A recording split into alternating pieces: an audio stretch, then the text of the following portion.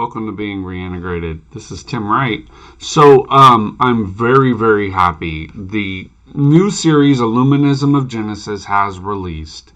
And I was studying Volume 1 and found some amazing stuff. And that's what I wanted to talk about on this pretty much episode. I'm doing a lot right now because you never know how these moments of creativity will start or stop. So you have to kind of just lean into them. So what happened, backstory, I was reading into wherever I could find stuff about Genesis to talk about this Illuminism that exists prior to the method which was used for the book.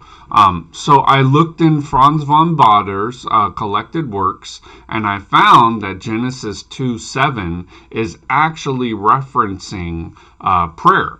And so 2:7 seems really simple, but the way Bader says it is really good. It says, "Then the Lord God formed man of the dust of the ground and breathed into his nostrils the breath of life, and man became a living soul." So this is the affirmation of the soul that Bader gives us. And Bader says, here, let me pull up my translation of it. It's brand new. So, this is right off, not the press, but it is very, very brand new.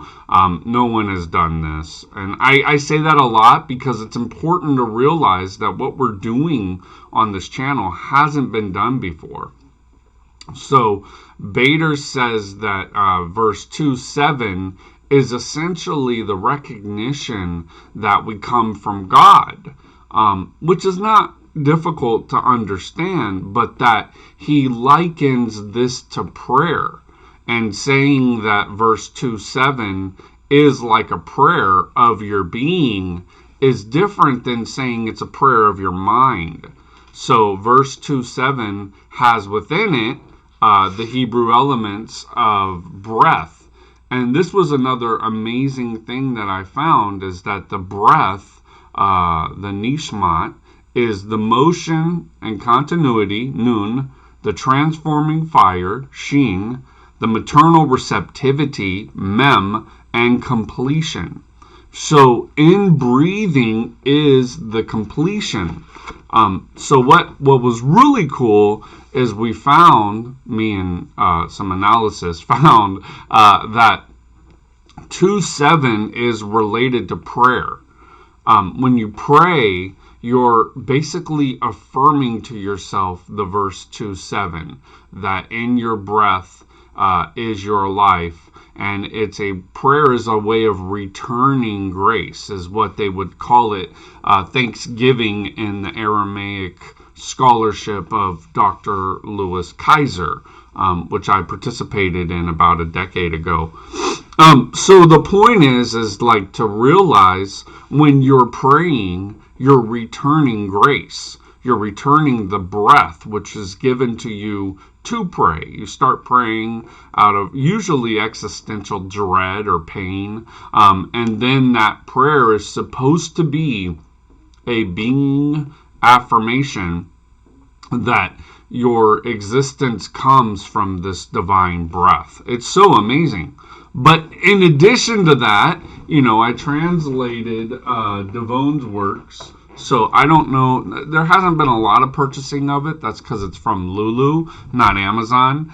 Due to the William Law part, Amazon won't let it release. But I did it through Lulu. So if you go to Kim Publishing, you can get the Lulu edition of Devon the Divine and the Spirit of Prayer.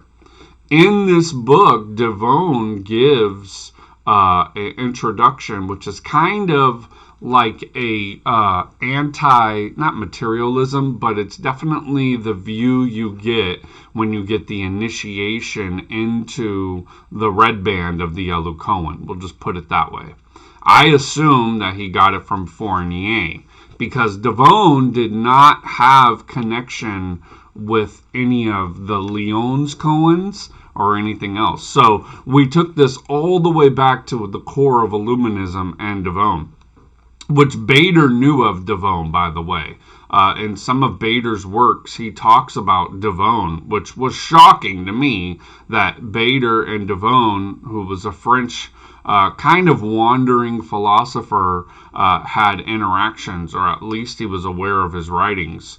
So that was a shock to me. But in The Voice That Cries in the Desert, which is the preface or introductory treatise that Devone wrote to the Spirit of Prayer, that's like a 50 or 60 page dialogue. Not dialogue, but a 50 or 60 page treatise that he goes into. But this is basically saying what it's like to pray from the mind versus what it's like to pray from your being.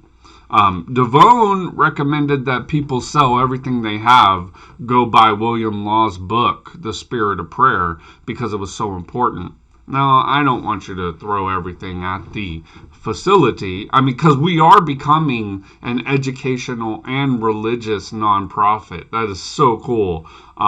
The religious group will be able to supply the educational materials from Kim Publishing, which is my publishing company. But the awesome thing is that we're coming up with this state of educational liturgy and scriptural reform. So, and this hasn't been touched. I mean, that's why I was so excited to get out the Illuminist Bibles, somewhat of what it's called, the Illuminism of Genesis. It's an Illuminist presentation. I've talked about that on other videos, but the beauty of it is that we're linking the verse 2:7 to Devone's treatise.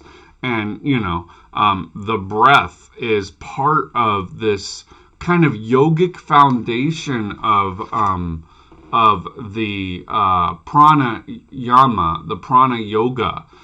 So Kim Publishing is acquiring the works on alchemy by Craig Williams. He's a prolific author on the Indian, Hindu, esotericism that is available in those closed guru circles. So his works in the past, the Tantric Physics 1 and 2 book, which I'll start popping up, the Cave of, oh God, let me get them. I don't want to mention them wrong.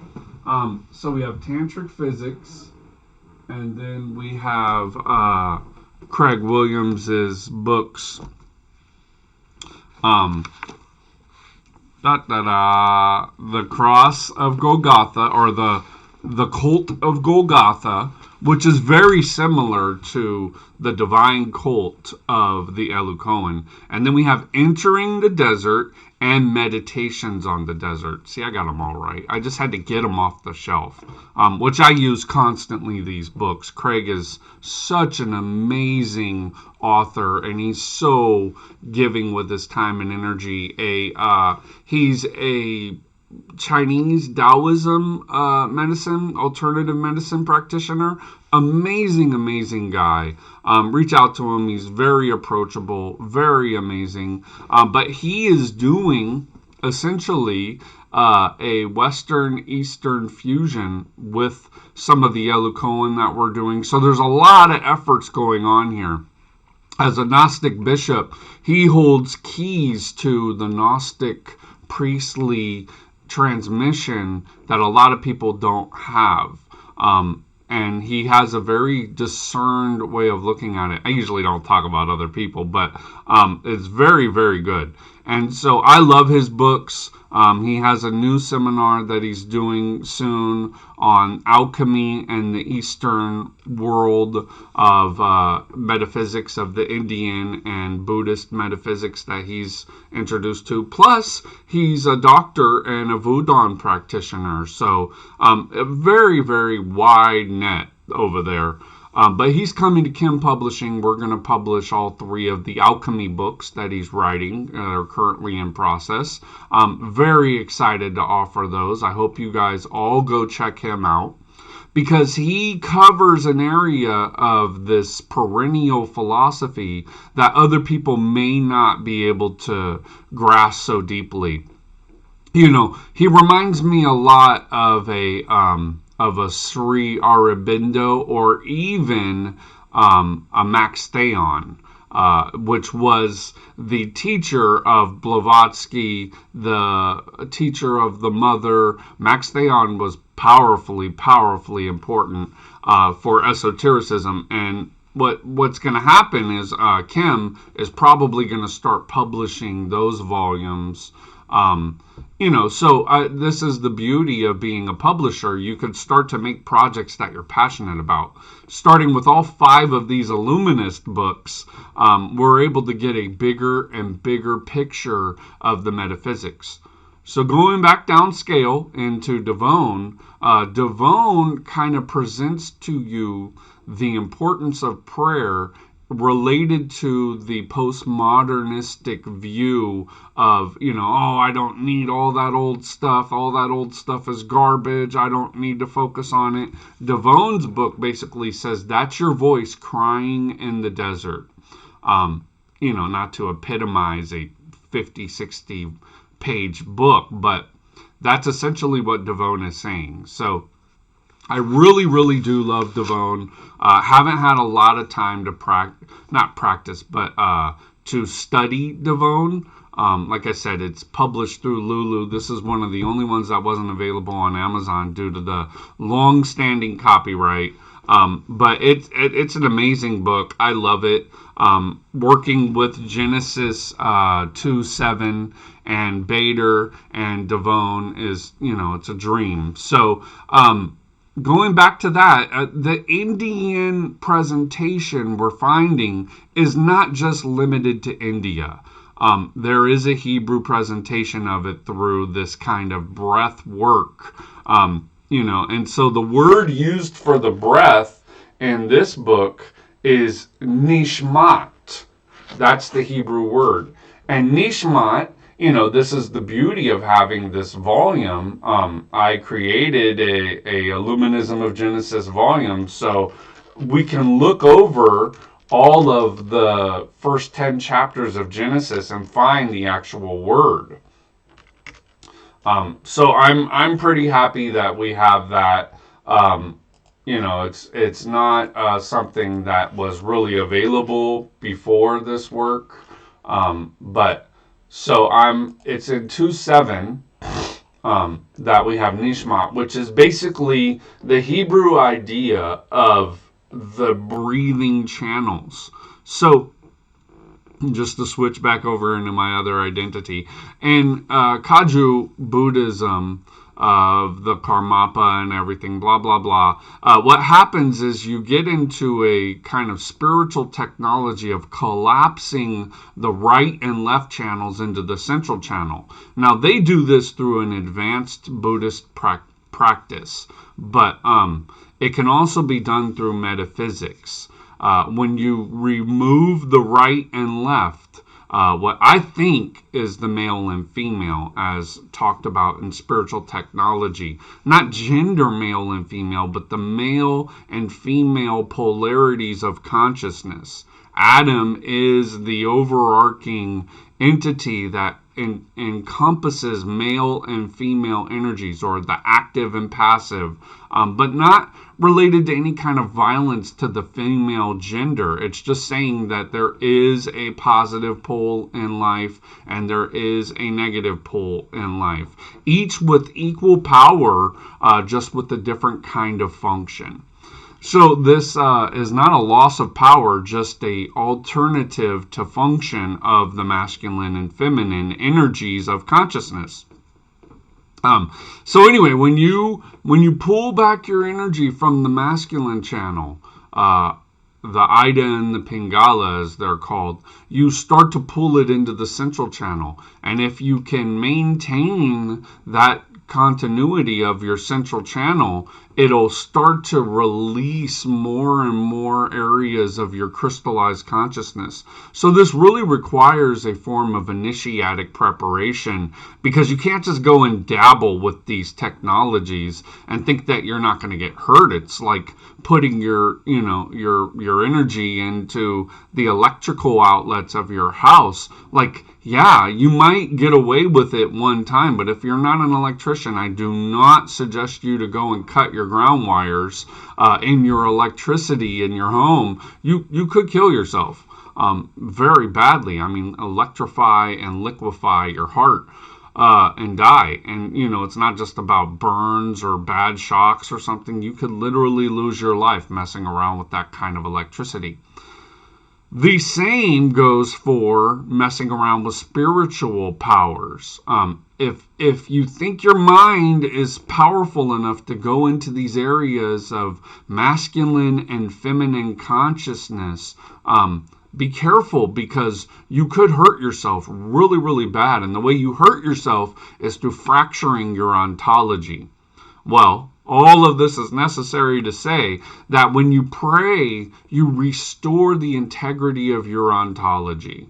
This will help you with your masculine, feminine gender fight, and pulling back your central column and seeing that you don't need to take your central column as a masculine or feminine gender, because your central column is amorphous, it's androgynous, it's hermaphroditic.